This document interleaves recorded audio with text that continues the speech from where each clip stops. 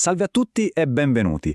Oggi affrontiamo un argomento che sembra piccolo, ma che in realtà è un gigante della lingua italiana, l'articolo. È una parolina, a volte una sola lettera, che però può cambiare tutto. Insieme oggi proviamo a decifrare questo codice. Allora, partiamo subito da un esempio pratico. Qui abbiamo il libro e un libro. La differenza, a vederla così, è minima. Eppure, a livello di significato, c'è un abisso. Con il libro ci si riferisce a un oggetto ben preciso, quel libro. Con un libro, invece, si parla di un libro qualsiasi, uno tra tanti. Ed è proprio questa la magia, no? Come fa una parola così corta ad avere un potere così grande? E soprattutto, come si fa a scegliere quella giusta senza pensarci? È proprio questo il mistero che stiamo per svelare. Partiamo dalle basi. A cosa serve l'articolo? Beh, si può immaginare come una specie di guida personale per il nome. Lo introduce, lo presenta e ci dà subito delle informazioni fondamentali. Senza di lui il nome sarebbe un po' perso. Ok, in termini un po' più tecnici, l'articolo ha due lavori principali. Il primo è quasi un lavoro da detective. Ci dice subito se il nome che segue è maschile o femminile, singolare o plurale.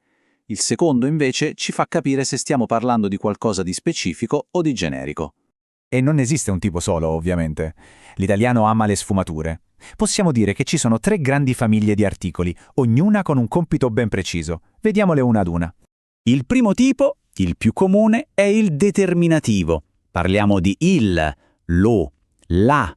Si usa quando chi parla e chi ascolta sanno esattamente di cosa si sta parlando. Se dico passami la penna, mi riferisco a quella penna specifica che è sul tavolo, non una qualsiasi. È una cosa nota. E poi al contrario c'è l'indeterminativo, uno, una. Questo fa l'opposto, introduce un elemento nuovo nella conversazione, uno qualsiasi. Se dico vorrei comprare una casa, non sto parlando di una casa specifica, ma di una casa qualunque, una tra le tante. E per finire il partitivo, del, dello, della. È il nostro modo elegante per dire un po' di o alcuni. Si usa per indicare una quantità che non vogliamo o non possiamo definire. Ho comprato del pane, non significa un pane intero, ma una certa quantità. E ora arriviamo al punto che mette in crisi tanti. Una volta che abbiamo capito se ci serve un articolo determinativo o indeterminativo, come scegliamo la forma esatta? È qui che il codice si fa interessante. Guardiamo solo i maschili determinativi. Al singolare abbiamo il, lo, l. Al plurale i e gli. Ok, sono 5 opzioni. Sembra complicato, ma in realtà c'è una logica ferrea, quasi matematica. Ecco la regola d'oro, la chiave di tutto. La scelta non dipende dalla parola in sé e nemmeno dalla lettera con cui inizia la parola dopo. Dipende dal suono. È una questione di musicalità, di come le parole scorrono insieme.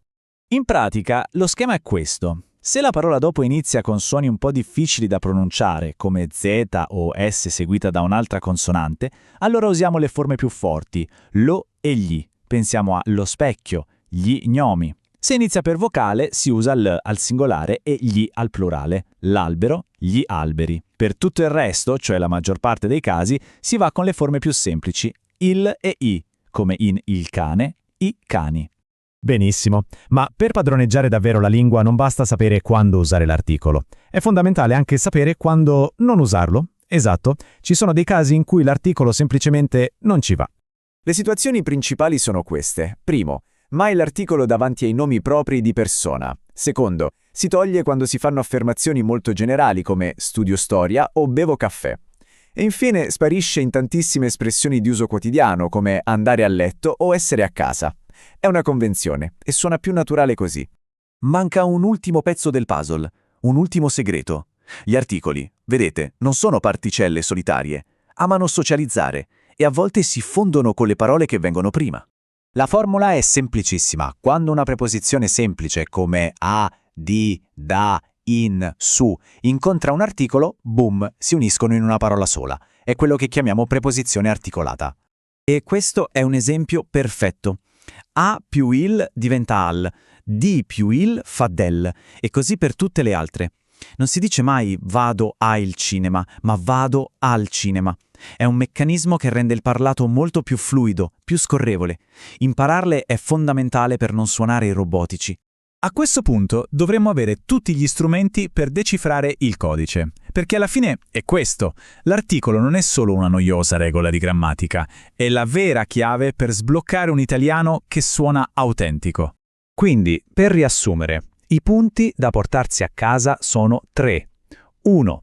L'accordo è sacro. L'articolo deve sempre andare a braccetto con il suo nome. 2. La scelta dipende dal suono che viene dopo, non dalla lettera. 3. Usare l'articolo giusto dà colore e precisione a tutto quello che si dice. E questa è la verità. Non è solo una questione di correttezza, è una questione di sentire la lingua. Quando la scelta dell'articolo diventa un riflesso automatico, allora vuol dire che si è fatto un salto di qualità enorme. E con questo direi che il codice è stato svelato. Ora la palla passa alla pratica, ovviamente. Con queste regole in mente, le possibilità di creare frasi nuove, precise ed eleganti sono infinite, perché in fondo la lingua è un gioco meraviglioso. E ora è il momento di giocare.